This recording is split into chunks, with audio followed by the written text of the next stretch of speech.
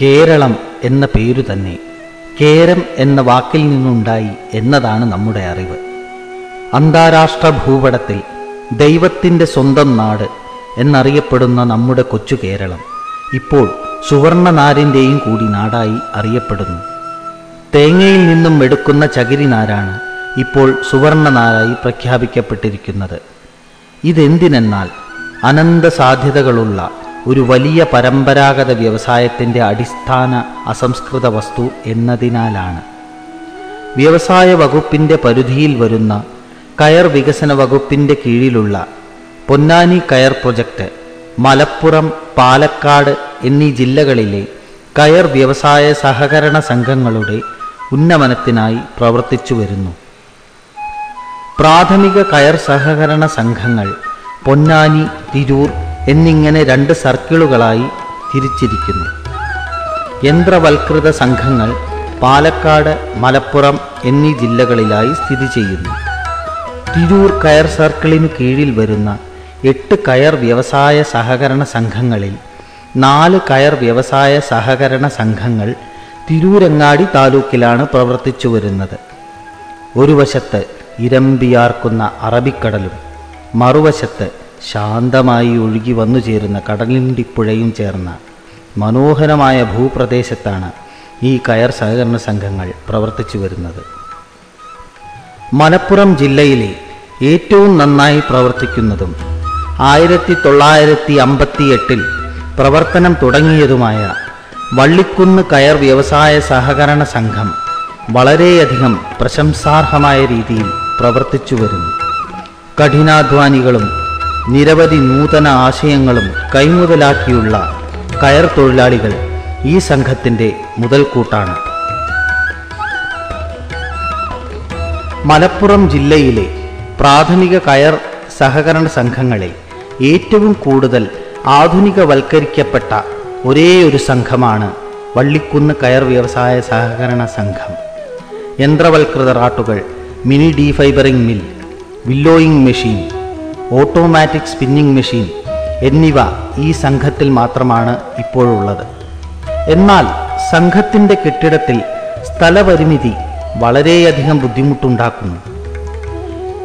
ഈ സംഘത്തിൽ 52ഓളം തൊഴിലാളികൾ ജോലി ചെയ്തു വരുന്നു.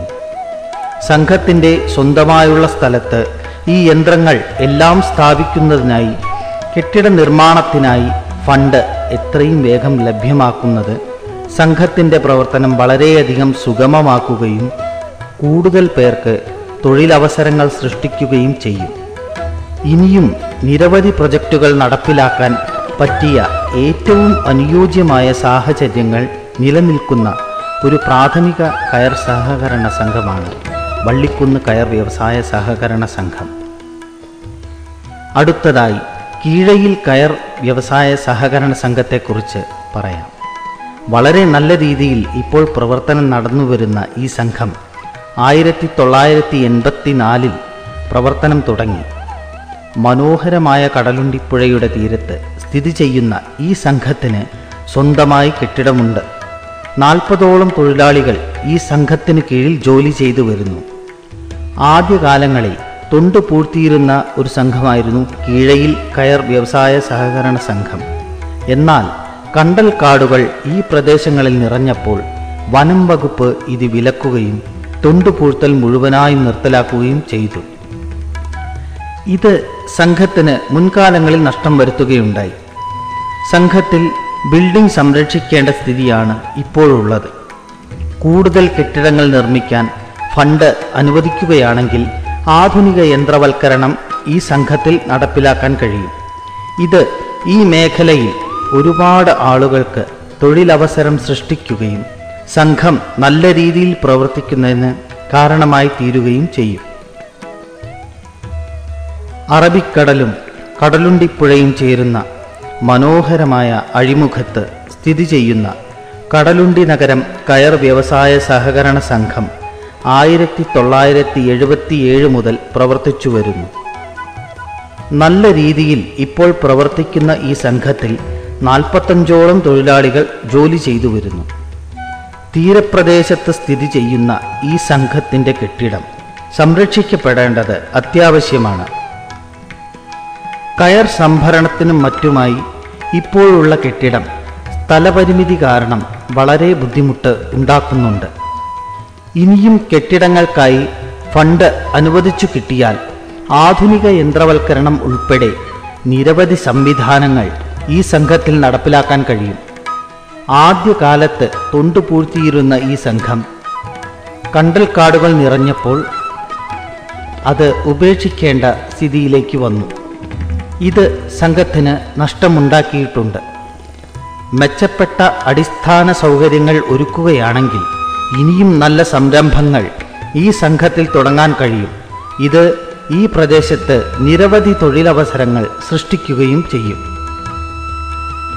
ആർദ്രമായി ഒഴുകുന്ന മാതാപ്പുഴയുടെ ഓളങ്ങൾ തഴുകുന്ന തീരത്താണ് തേഞ്ഞിപ്പലം കയർ വ്യവസായ സഹകരണ സംഘം നിലനിൽക്കുന്നത്. 1991 ഈ സംഘം പ്രവർത്തനം ആരംഭിച്ചു.